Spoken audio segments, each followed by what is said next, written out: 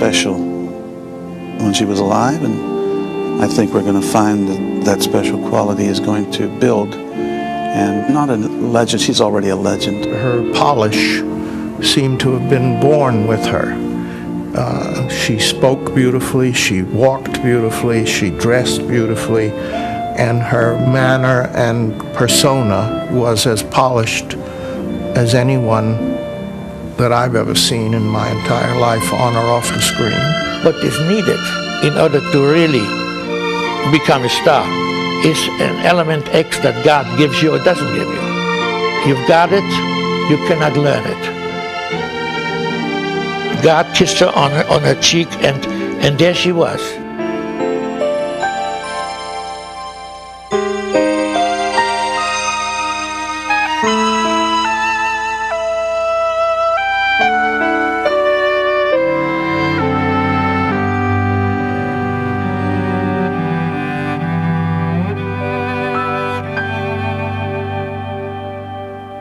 Audrey Hepburn was an actress, a wonderful one.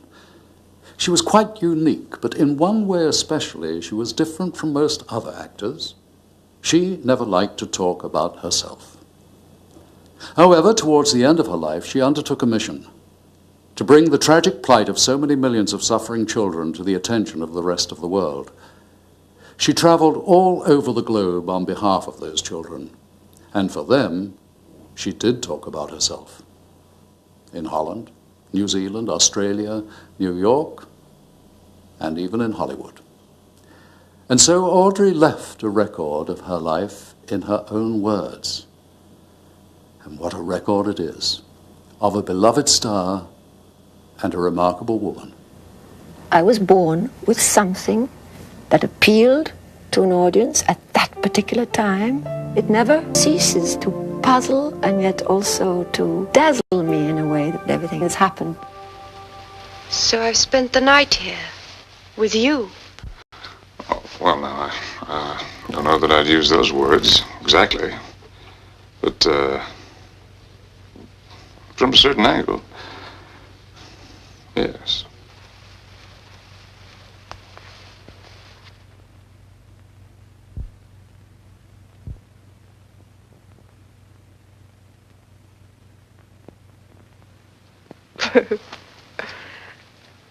How'd you do? I think I had the impression this picture was about me at first.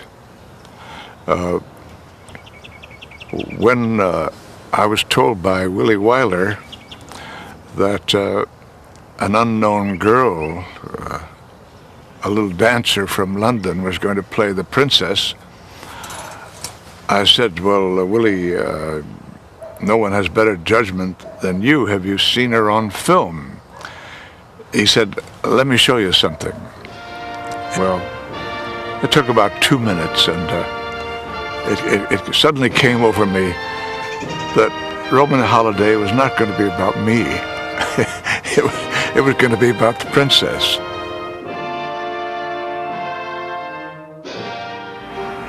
I owe Greg a great deal, if not everything, because stars had approval of co-stars or co-actors. Everybody on the set was in love with her. She never put a foot wrong. And at that time, it was to be Gregory Peck in Roman Holiday with Audrey Hepburn. I got on the phone from Rome and I called my agent in Hollywood, and I said, George, it's got to be Audrey Hepburn above the title. He said, you can't do that. You've worked years to get top billing. You can't give it away like that. I said, oh yes I can.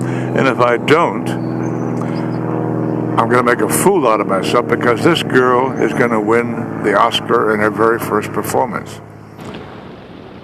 The mouth of truth. The legend is that if you're given to lying, you put your hand in there, it'll be bitten off. Oh, what a hard idea. I said to Willie, before we did it the first time, let me do the old Red Skelton thing where I put my hand in the mouth of truth, and then when I pull it out, it's like that. And don't tell her we're going to do it. And so we played the scene, and Greg put his hand in there, and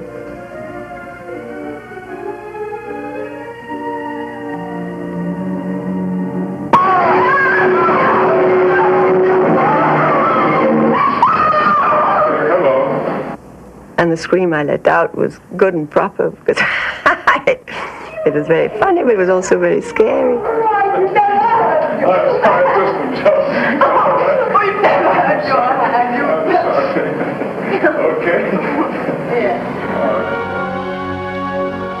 I have to leave you now.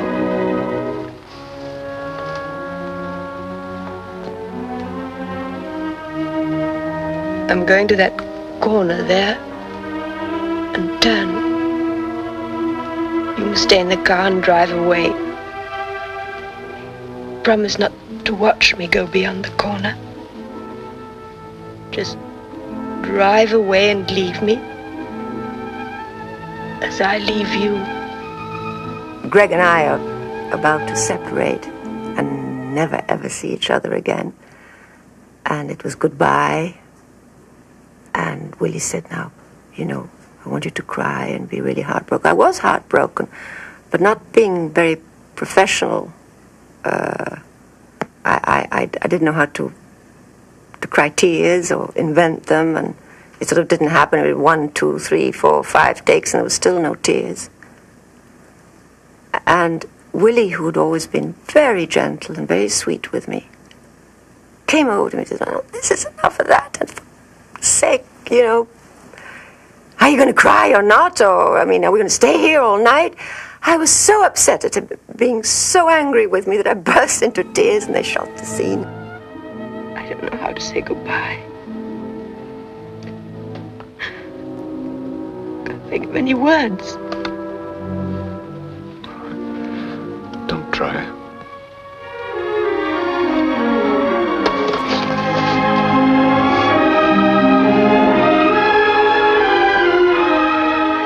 And that's how I became Gregory Peck and Audrey Hepburn in Roman Holiday. And she did win the Oscar the first time out. She had not gone to acting schools. She didn't hear the word Strasbourg. She did not repeat in front of a mirror. She just was born with this kind of quality. And she made it look so unforced, so simple, so easy.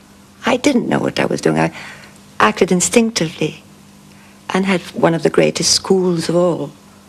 A whole row of great, great directors. Well, I think what Audrey brought to all of her performances was an incredible honesty. And I think that was because she herself was an honest person. She hid nothing.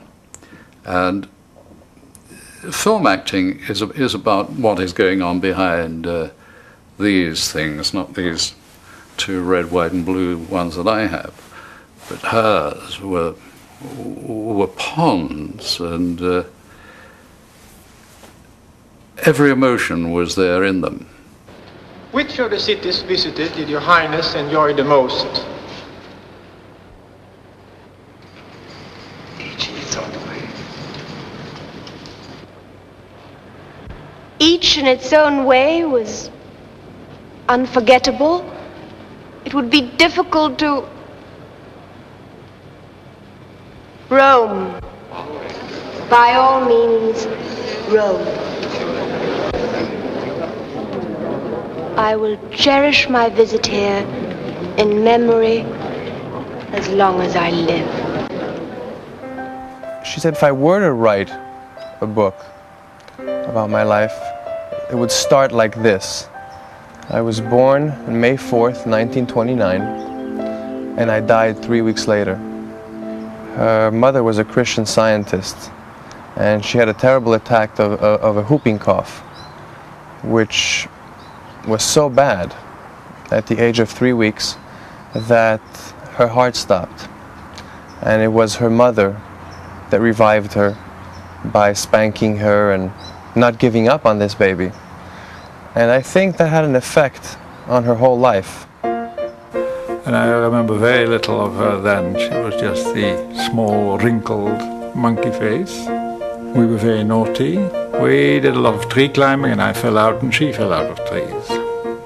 My mother and Audrey's mother was beautiful, intelligent. My mother was born in 1900, very Victorian, and considered it not proper to make a spectacle of yourself, you know, or not to talk about yourself. Audrey's mother, the Baroness Ella von Heemstra, was a remarkable lady, very independent lady. Her father disappeared at a certain stage from our lives, and Audrey missed him a lot. My father leaving us left me insecure, for life perhaps. I do think there are things that, you know, that experiences in childhood form you for the rest of your life. I was 10 when the war broke out. I was alone in England. My mother brought me back to Holland where they were living. And this was in September, and in May the Germans marched into Holland.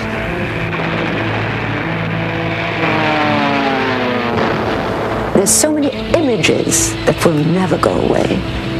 I saw these German tanks come in for hours, marching, driving.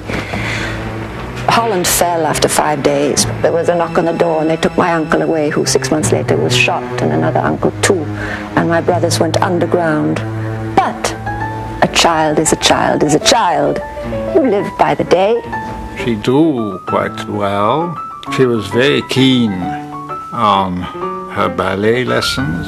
I was never going to be a great dancer. I was too tall. I didn't have the training that I should have had when I was younger because of the war and so forth. The day we were liberated was so exciting, and that's when life started again. As soon as I could, I wanted desperately to become a dancer, and I got a scholarship in the Rambert Ballet School in London. They arrived in London virtually without any money at all, and her mother worked at various jobs to supplement their income. I was working in musicals. I just acquired an agent, or rather the agent acquired me, and I was doing little bits for television and in movies. Laughter in Paradise was the first one. Hello. Who wants a tiggy? Hello, sweetie. I'm smoking cigars from now on. What about a date later on this evening? I feel like celebrating. Look, I don't want that old goat in the telephone box to see us talking. Why? Well, don't think me mad, but just for the moment, I'm not allowed to talk to women. Don't I count as a woman? Racing's not quite straight out here. Still, I do believe I've helped. That was my second movie. Oh, Chiquita, Chiquita. I hoped I'd see you. You run along and get yourself that little birthday present. Oh, but how sweet of you. I spoke exactly one line in that picture. It enabled me to say for the rest of my life that I'd worked with Alec Guinness. Why Shanklin? Well, why anywhere? I can't stay here. The house will be full of ghosts. You do look tired. It was maybe the only unhappy picture I ever made, because Henry Cass had it in for me, and he was always criticizing, and I was probably terrible in it. How dreadful for you. Rodney, I know what it's like to be hurt. The sense of loss, the wounded vanity, all go in time. But the disillusionment destroys something inside, and that goes on forever. Of course. You've been through it too. Yes, indeed. That should be a bond between us, Rodney. We both know we can never love again. But we can be friends, can't we? Of course, Rodney, dear. If you promise never to try to make love to me. Oh, I promise. Darling Eve, you're very sweet. Oh, Rodney, don't call me darling. Darling.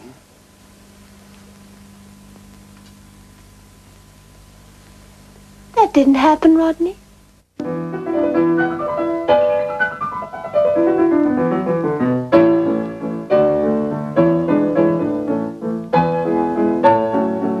Secret People was directed by Thorold Dickinson. When William Wyler came to London, he sort of picked out a few girls, and he put Thorold Dickinson in charge of testing me because I'd worked with him.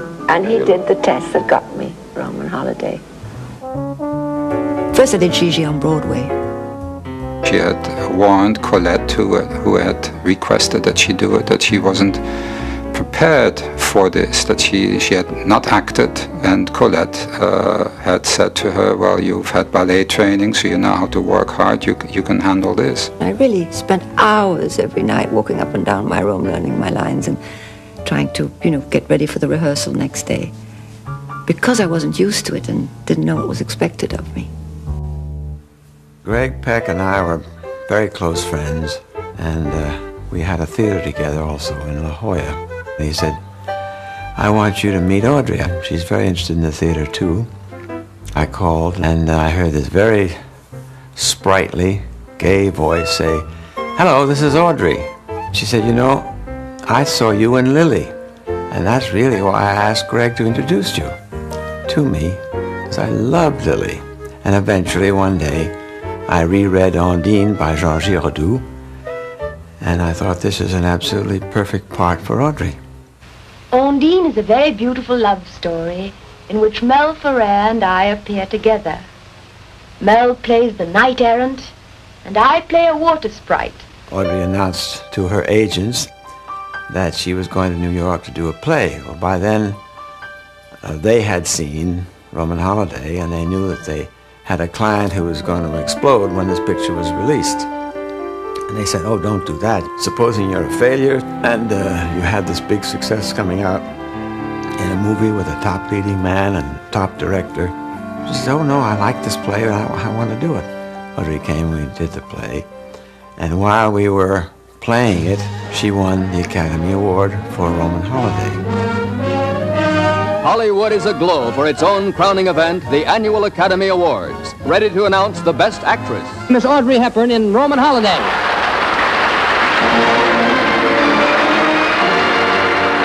Audrey Hepburn is in New York, but a big in-person audience sees her come forward to receive her Oscar from Jean Herschel.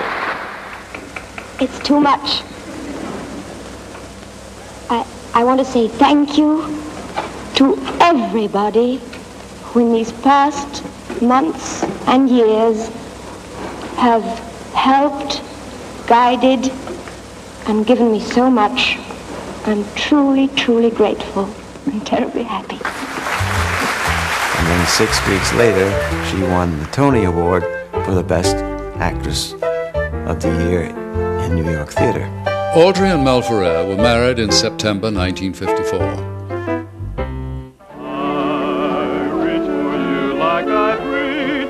Star, worshipping you from afar, living with my silent love. She was not playing the Oscar winner. She was humble. I remember the very first day when she came on the set. When we were just through with the very first small shot, everybody on the set had fallen in love with her. You better go to your room and finish your packing. Who's that girl, Father? Which girl? The one dancing with David. Her name's Van Horn, Gretchen Van Horn, Chase National Bank. I hate girls that giggle all the time. One day, someone tell me Miss Hepburn coming to Paris to select some clothes. And at that time, I never heard of Audrey Hepburn. I only know Katharine Hepburn. And of course, I am very impressed to receive Katharine Hepburn. And the door of my house, my couture house in Paris, opened. And of course, he's lovely, charming, young, beautiful girl, and is Audrey. She wants to order a wardrobe for the new movies by the name of Sabrina. First, of course, is a great impression by her because she's like a very fragile animal, she's got beautiful eyes, like we know, and she's so skinny, so thin. But this is, of course, the first image of Audrey. And she has exactly the proportion, of the model I use for the collection. The way she talked, the way she dressed, I think that she and Givenchy were a magnificent team. This is maddening. I know I've seen that face before. Let me see your profile again. I know you. I have a feeling I've seen you with your father. Wait a minute, is your father Admiral Starrett? Hardly. It's funny, I keep seeing him in a uniform. Oh, come on. Give us a hint. What does your father do? He's in transportation. Transportation. Railroads, New York Central. No.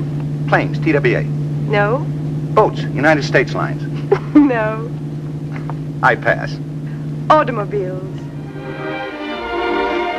The chauffeur's daughter is going to the big ball, and she looked more royal than all the other society people in New York.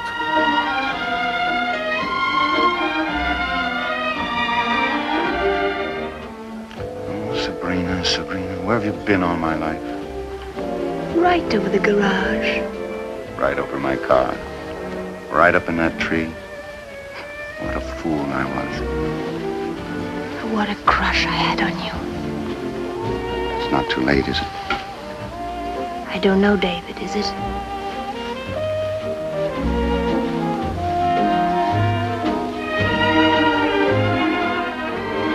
Sabrina, if David were here now, you'd expect him to kiss you, wouldn't you?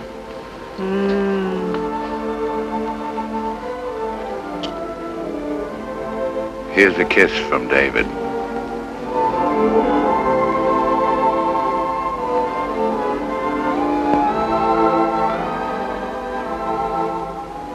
It's all in the family.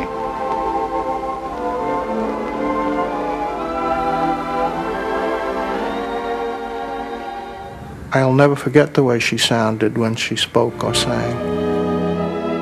I could cry salty tears. Where have I been all these years? Is it fun? Or should I run? How long has this been going on? There were chills up my spine and some thrills I can't define. Does it show? And who would know? How long has this been going on? The film is simply about a girl who didn't believe that one's appearance or attire was important, and she had to go to Paris for other reasons. And once there, when she was dressed and coiffed, she went from the caterpillar to the butterfly.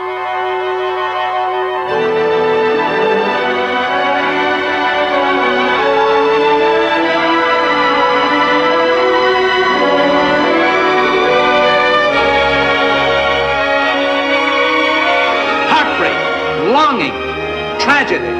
That's great, just like the movie. Poor Anna Karenina. No, not too much steam. You're in love. Now turn around. You're furious at Tristan. That's great. It is so magic because of Richard Avedon's enormous contribution, you know, the great photographer. And it is it's loosely based on his life. He was a total consultant on the picture, and that's why I think today it holds up so well, because it was very much ahead of its time. Oh yes. All the pink and the soft focus. How did you cope with with the gown and the incredible walk in front of Winged Victory, right down? Yeah, I think it was just good luck. I did it once and didn't break my neck. Tell me when you're ready. Say go. I'm ready, but what are you going to do? Never mind what I'm going to do. Just say go. All right, go! Holy Moses, you look fabulous! I had to run down those steps and not trip and not look down. I can't stop. Take the picture. Stop! I don't want to stop. I like it. Take the picture. Take the picture. Audrey was very concerned about working with Fred Astaire, as anybody who was a dancer would be. Fred was so unique. But what was lovely is that he made you forget about yourself, you know. Obviously, I was terribly worried about dancing with him. I hadn't had that much experience. And certainly no Fred Astaire, and nor was I Ginger Rogers. And I was thrilled at the idea of doing it with him. I mean, the first minute he sort of put his hand around my waist and we tried something out. It was like floating, you know, and it's every woman's dream to dance with Fred Astaire, and it happened to me. It's wonderful, it's marvelous that you should care for.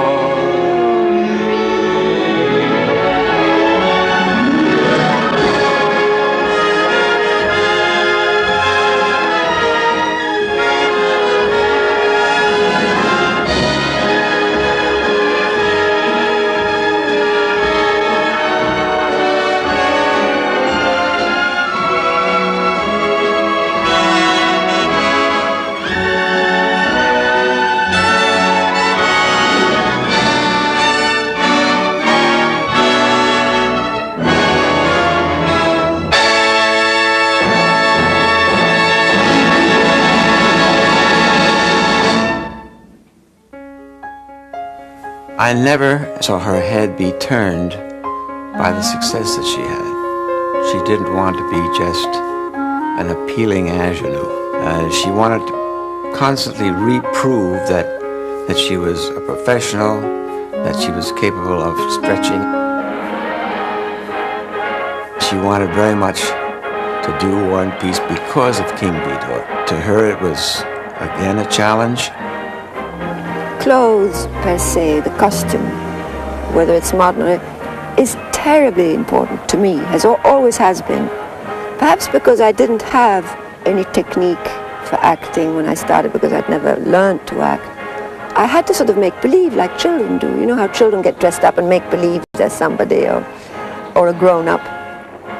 The way she wanted to play it had to be different because she had to start as sort of a tempestuous, rather spoiled young girl who becomes a mature, saddened and mature person because of the war and because of the losses of so many. Prince Andrei, may I present the Countess Rostova? If she looks back at me and smiles on the next turn, she'll be my wife.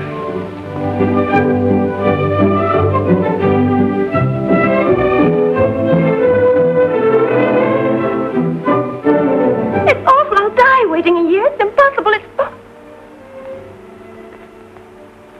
No, I'll do anything. Whatever you say. Oh, I'm so happy. We have the rest of our lives with you here.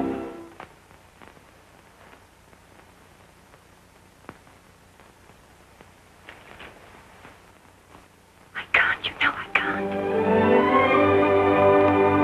I'm going to him. I tell you, I'm going to marry him. Whatever he's told you, he's lying. He's married already. Just leave Moscow. You must never breathe a word of this to anyone.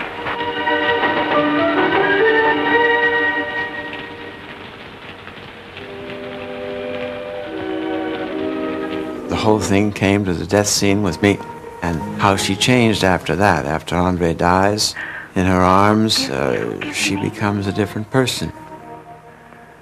I love you.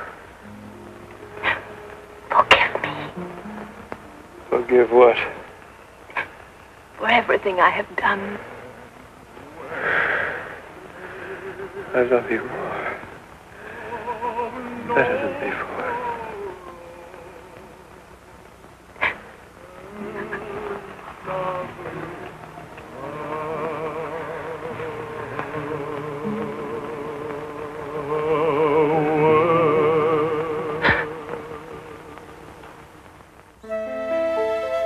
In the 1957 Love in the Afternoon, Audrey was cast opposite Gary Cooper. Audrey played a young girl completely smitten by Cooper, who enacted a world-weary millionaire playboy. In Love in the Afternoon, which played in Paris, and her father was a private detective. The way she talked to him, the way they embraced, the way they looked at each other, it was father and daughter. There was no doubt about it. She made you believe it. That was it. She knew how to embrace a man, to make you feel she had fallen in love. She made it true. She made what she said and what she felt. She made it so clear that the partner had to react the proper way. she drew them into reality. She understood the character and she demonstrated it to the audience in a very subtle way. They knew always what was going through her mind. She played the younger lady to the older men several times in movies, and I think it was believable because she had a maturity. You say she was vulnerable, but yet she had confidence. She had such self-confidence in what she was doing that she made all of these relationships work. Audrey was never bothered by the physical hardships of making a picture. And when the idea of the nun story was floated, going to Africa and going through tremendous hardship, it was an experience that she welcomed and that she was able to derive a great deal from. The nun story was a significant departure from any role Audrey had tried before. My mother always impressed it on us. You have to be useful, to be needed, and to be able to give love. I think it's even more important than receiving it. It was often an enormous help to know that you looked the part. Once you're in that habit of a nun, it's not that you become a saint, but you feel something. There's very little that you can show with just this much of your face showing. And it's a very hard thing to do, and she did, by doing so little. I was very lucky to, by chance, fall into a period in movie making when these directors were around and wanted me. And that has been a sort of miracle of my career because I haven't made that many pictures. But they were all, one after the other, 4 great directors and with great actors. She was born modest. When she talked about getting an award, getting good reviews, she will always bring up the help that she got. She would never have been tempted to live in Hollywood. Audrey would never come home and play her character or never take it along with her. It was her career, but that was part of her life that was at the studio. On January the 17th, 1960, Audrey's most cherished dream was realized. When children are born, for her to have this first baby is represent something unbelievable, you know, a great, great joy. I had a nickname for Audrey, which was Square. And nobody really knew why. I'll tell you, because it's a nice story. We would say, you know, you have smaller feet than I do, and you're so great looking, and blah, blah, and all of that. And one day she said to me, but you see, I'm all fake. My eyes are small, and my face is square, and I fix it all up by wearing makeup. And I said, come on, you don't have a square face. I mean, you look fantastic. I'll show you. So the next day, she drove by the hotel at 7 in the morning on her way to the studio and had this wonderful scarf on, glasses, took them off, and she said, look, you see, I have no eyes and I have a square face. And that's how she became Square to me. She was happiest not wearing makeup and at home with the dogs and the flowers and giggling away or going to the movies, not being a movie star at all, not being this idol for millions of people all over the world. She had a wonderful quality which very few people have. She listened. And she really cared. She told me something I always remember and very touching. She said, you know, when I wear a white blouse or a little suit you create for me, I have the feeling to be protected by your suit or by your blouse, and this protection is very important to me. She didn't think she was particularly beautiful or striking. She did feel that she was awkward and too thin and maybe not as appealing as other movie stars. And so she always looked at the fact that she was so famous and as kind of a freak accident of nature. There's a picture that I always love when it comes on television. It's Breakfast at Tiffany. I love the dialogue. I love the whole ambiance of the picture and the fun of it. Holly, darling! What's that? Mag Wildwood. She's a model, believe it or not, and a thumping bore. But just look at the goodies she brought with her. He's all right, I suppose, if you like dark, handsome, rich-looking men with passionate natures and too many teeth. I don't mean that one, I mean the other one. Rusty Trawler. He happens to be the 9th richest man in America under 50. I was not thought of as the ideal casting for the man, and Truman Capote, who wrote the book, actually thought he should play my part. And many people thought that other actresses would be more appropriate for the lady lead. But there was something innocent about Audrey. I mean, if she was a call girl, she was the most innocent call girl you ever saw. Audrey was unique. She had a kind of joyous nature. She was funny, and she was dear, and she was disciplined. She was a hard worker, and yet you always felt comfortable because she made it easy. The camera loved her. There was no way that you could photograph her badly. She just glowed when the camera started. It was necessary to show that that vulnerable side of her, the side of her that loved her brother, and then when Doc comes into the film, that side of her, showing her to be a farm girl. Please, Doc, please understand. I love you, but I'm just not Lula May anymore. I'm not.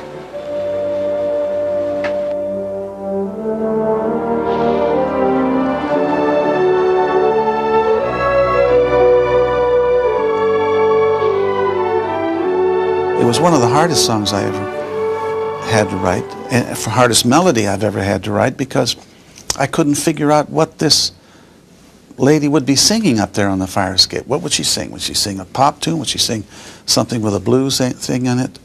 And it took me almost a month to figure it out. Once I went to the piano, once I got bum, beam, bum, then I was home, but it took a long time to get to that. But without Audrey, there would have been no bum, bum, bum, never. You heartbreaker, wherever you're going, I'm going your way. Two drifters off to see the world. There's such a lot of world to see. We're after the same rainbow's end, waiting round the bend.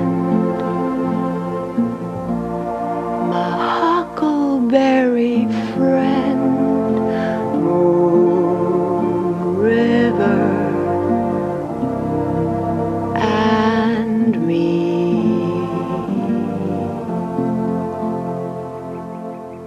There have been over 1,000 recordings at last count, probably more now, of Moon River throughout the world, and just about every singer has done it.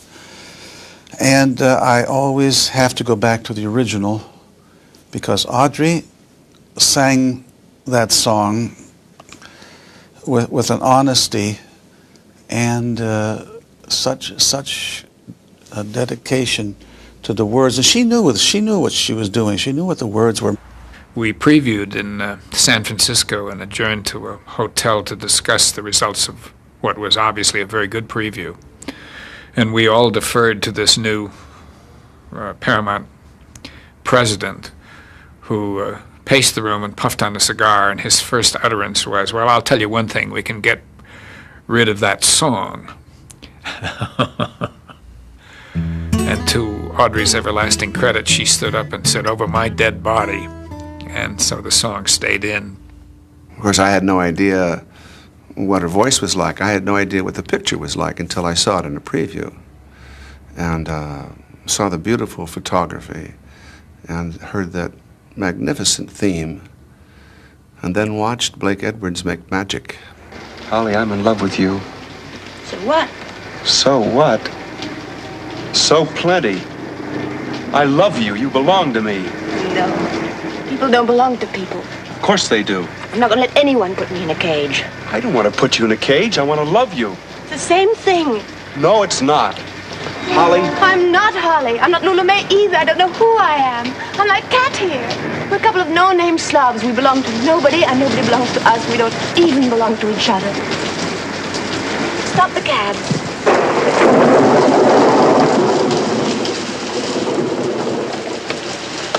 What do you think? This ought to be the right kind of place for a tough guy like you. Garbage cans, rats galore. Scram! I said take off. Beat it. Let's go.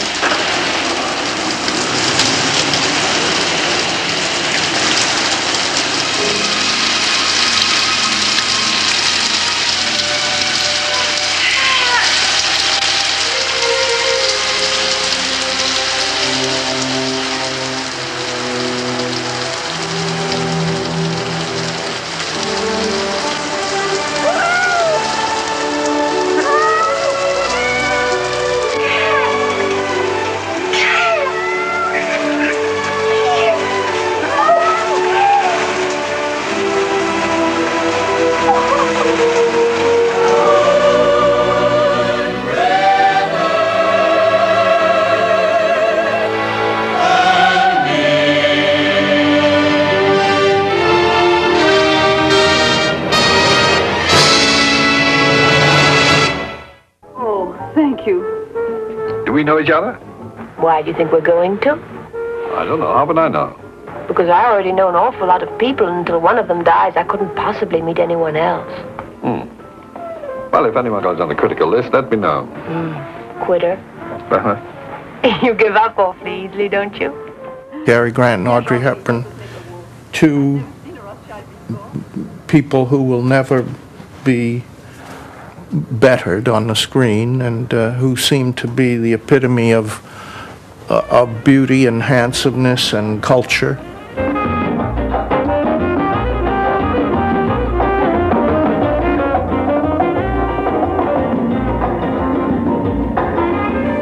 Cary, that's a lovely souvenir in my life. Unlike some people might think, he was really a very reserved, very sensitive, very quiet person. Here you are. Where? On the street where you live. How about once more around the park? How about getting out of here? Come on, child, out. Won't you come in for a minute? No, I won't. I don't bite, you know. Unless it's called for. How would you like a spanking? How'd you like a punch in the nose? Stop treating me like a child. Well, then stop behaving like one. Now, if you want to tell me what's troubling you, fine. If not, I'm tired, it's late, and I want to go to bed.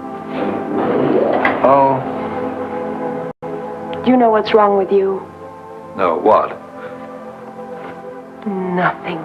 Cary was afraid that he was getting too old to play romantic character situations, and he felt Audrey was so much younger than he was, which she was, of course.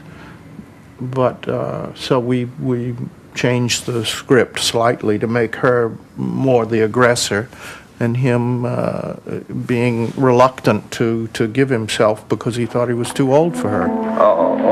Hey, knock it off. Now, come on, Reggie, listen to me. Oh, here it comes, the fatherly talk. You forget I'm already a widow. So was Juliet at 15. But I'm not 15. Well, that's the trouble. You're too old for me. I don't know anyone who's lived in those years who doesn't sort of think of Cary Grant and Audrey Hepburn as the most enchanting people. And to be able to have them together in a movie was beyond anybody's dreams. Hasn't it occurred to you that I'm having a tough time keeping my hands off you? Oh, you should see your face. What's the matter with it? It's lovely. Now what's the trouble? I'm not hungry anymore. Isn't it glorious? Adam! It's all right. Come and look.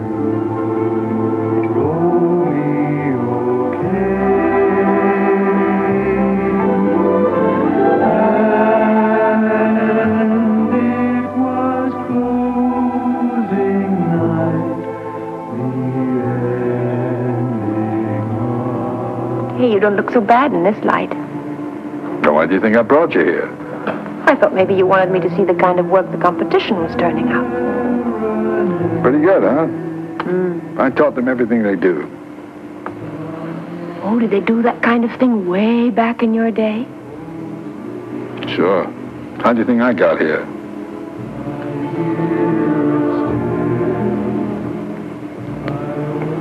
Not allowed to kiss back, huh? Oh, no. Doctor said it was bad for my thermostat.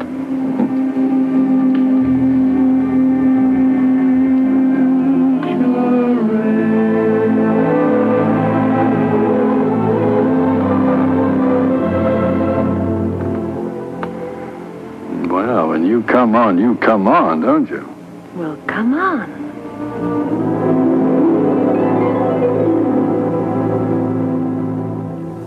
Walking down those stairs,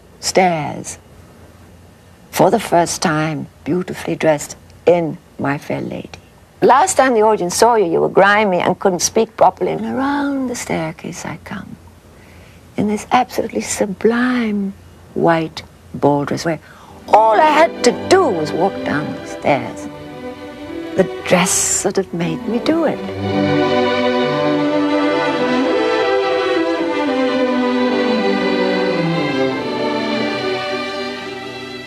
Miss Doolittle, you look beautiful.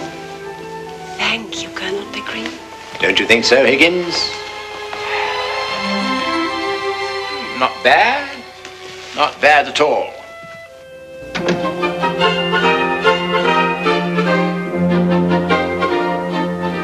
I could have danced all night, I could have danced all night, and still have begged for more.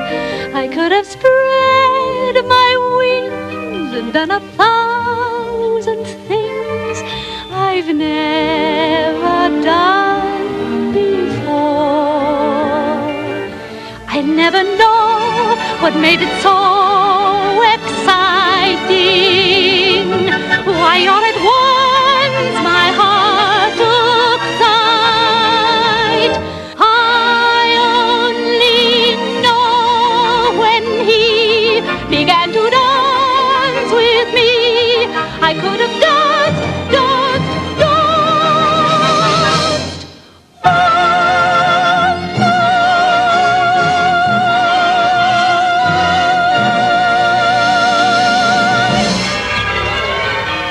They don't look very happy. Why should they? They just got married.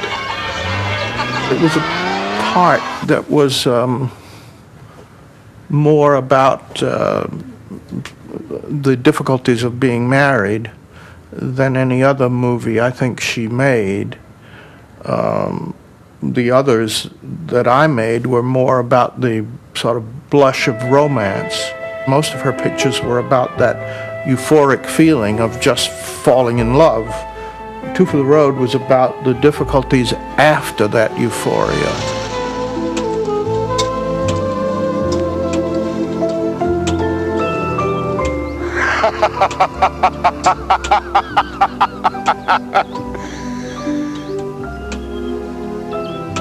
What happened to your slick friend in the Alfa Romeo?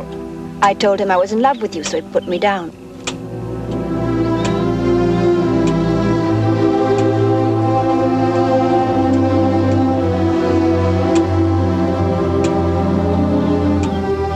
I warn you. Don't. Probably the scene which is more satisfying from her point of view is when she comes back to the character that Albert Finney is playing after having left him and had an affair with another man. You humiliate me and you come back.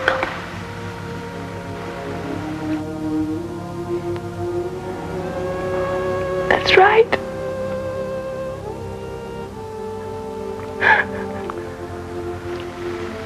Thank God.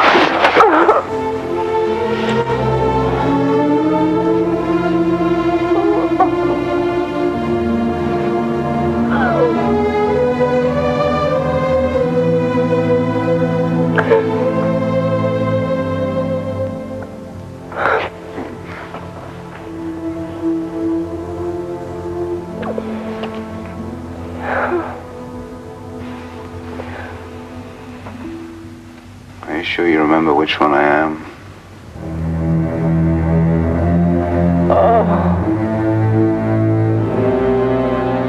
She showed enormous talent in expressing that scene. Like everyone know, Audrey have two marriages. She's, I know, very, very in love with Mel, and she suffer, and I'm sure Mel suffer himself of the separation. Audrey and Mel Ferrer were divorced in November 1968. The following year, she married Italian psychiatrist, Dr. Andrea Dotti. I remember I visited her in Rome, and she was pregnant at the time, and I came to her flat, and she said, "Oh, let me make you some pasta." And she was laying down on the couch, and it seems that she had to, in order to have the child that she was bearing, she couldn't move around very much. One thing I dreamed of in my life was to have children of my own. It always boils down to the same thing of not only receiving love, but wanting desperately to give it, and you almost need to give it. Audrey was ecstatic when her second son, Luca, was born on February the 8th, 1970. Without fanfare, Audrey had quietly retired from making films. She had won 1 Academy Award. She had also won 4 nominations as Best Actress for Sabrina, The Nun Story, Breakfast at Tiffany's, and Wait Until Dark. It was time for something else. I sort of more or less withdrew from pictures to take care of both my sons. She had a wonderful relationship with her children.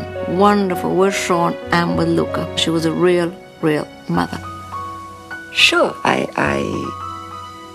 would have liked to have been able to do a few more movies, but I hate to think how I would have felt today if I hadn't known my children. Then she came out of retirement. I think Luca was about 4 or 5 when she made Robin and Marion to please her children, I must say. She wanted to make a film that they would love to see. Hello? John, you go in. I never really said goodbye. She might be angry. Better yet, leave it for another day. You there! What in the hell do you want? This is Kirkley Abbey. Right you are, and I'm the abbess. Who are you? Good God, it's Marion. Run. Marion, what are you doing in that costume? Living in it.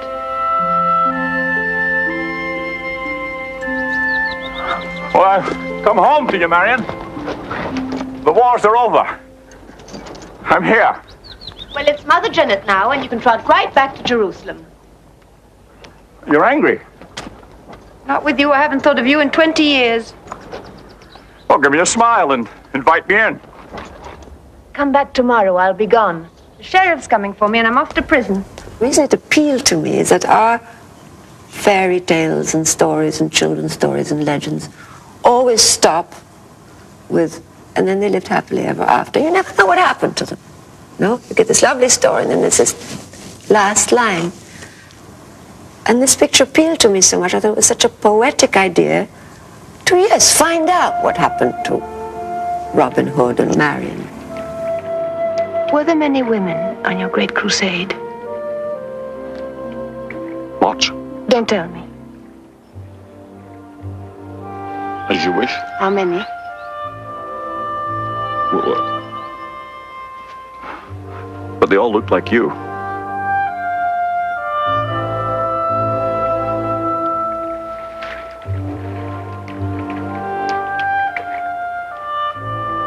Am I old and ugly?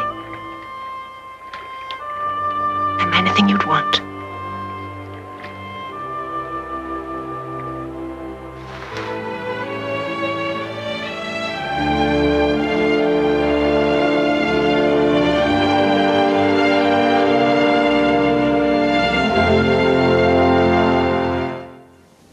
Age of course, caught up with Audrey finally. She knew that the parts being offered to her were not going to be of the quality of, let's say, the Tiffanys or all of the early things that she had her youth going for. Audrey and Dr. Andrea Dotti were divorced in 1982. When they broke apart, she suffered immensely for her children. With Luca, as with Sean, she was absolutely determined that they would have the full benefit of their father's affection. It always made me very happy that Audrey met Robbie Wolders at my home. And they were both Dutch, and they were both happy to see each other. And it became such a warm and lasting relationship. We grew up just about 30 miles away from one another. We never met, needless to say. It would have been nice if we had. The difficulty of stars, naturally, is what do they do if they're 50 or 55? Well, there are some that they're born actresses and it's their life. But what does a former honest-to-goodness star do? Audrey Hepburn chose a wonderful third act, and she was made by God for this job.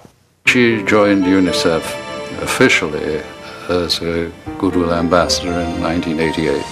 I can personally do very little, but I can contribute to a whole chain of events, which is UNICEF. And that's a marvelous feeling. It's like a bonus to me towards the end of my life. And if this career has left me with something very special, it's the fact that it's left me with this, whatever it is, this voice, this curiosity people have still to see me, to talk to me, which I can use for the good of children. What could be nicer? I did emerge from the last war along with hundreds of thousands of other children in Holland with a very poor health because of years of malnutrition. And UNICEF did come in right after the liberation with food and clothing, and surely that's made me a little more aware than somebody who might not have what it means to be hungry, deprivation, and so forth. Never do I think of that when I see a child in Africa who's at death's door. But what I've always had, and maybe that I was born with, was an enormous love of people, children. I loved them when I was little. I used to embarrass my mother by trying to pick babies out of prams at the market. And the only thing that would have compelled her to go and sit in front of the cameras and sit in front of the microphones, which she didn't like, in fact she hated it, was because there was a higher good to be served. And for her, that higher good was UNICEF, which meant really children. If you deny childhood, you deny life. They can't speak up for themselves, so we must. But it's like, how do you define love? It's a very, very deep feeling, but it's, I think, the most important force of life. When she traveled the world, seeing what she didn't reflect that to the children. All they saw was a warm, compassionate, joyous face. She brought joy. She didn't paint a completely blank picture. She gave the children hope. She hid from them what was going on inside her. It doesn't do to show a person who is suffering that you're terribly upset by it, or you have to say, give them a feeling, things are going to be wonderful, because those kids, it didn't matter where they were, they didn't know who Audrey Hepburn, a movie star, was. All they knew was here was a very nice, loving lady who brought joy and cared for them. Our last UNICEF mission was to Somalia.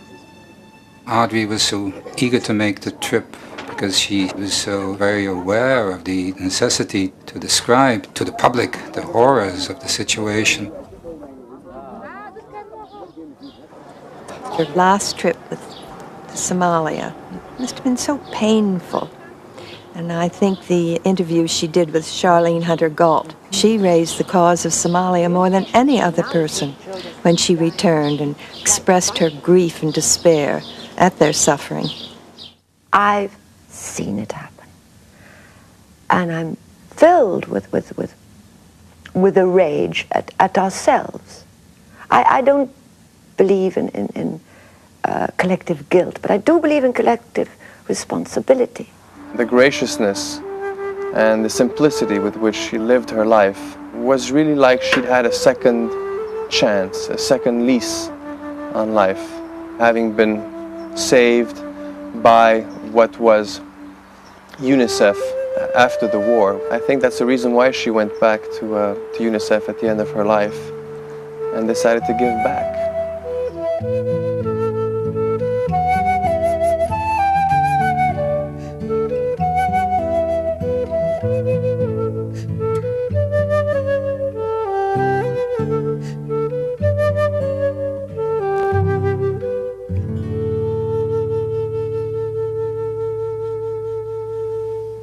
There were no real signs, no warning signs of the illness until we had been back for several weeks in the middle of October. I talked with her at the end of this life.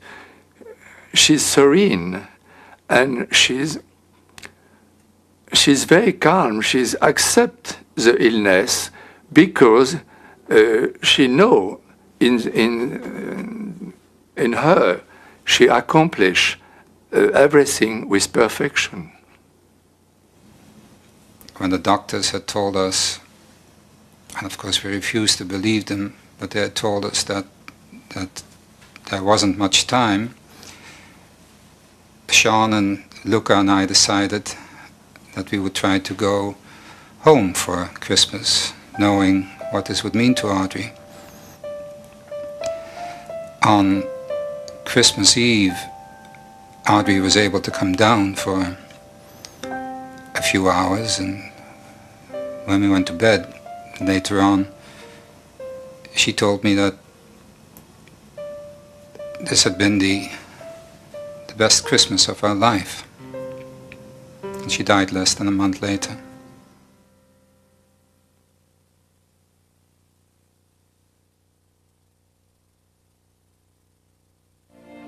She was a most extraordinary, natural actress, but not even so much an actress as a person of great, great quality, great depth, great intelligence, great humor, a wonderful, wonderful lady. I treasure in my recollections of my career those 6 months that we spent in Rome, probably the happiest experience that I had making movies. I think what came through in Audrey was this sort of inner beauty. I mean, everybody has said it so often, and something came through those eyes, which she said she didn't have. The inner beauty just came out all the time in whatever she did and whatever she said. Audrey was known for something which I think has disappeared, that is elegance and its grace and its manners. Things that make you a lady or not, things that you cannot take a course in, born with it or not. God kissed her on her cheek, and there she was. We're after the same rainbows and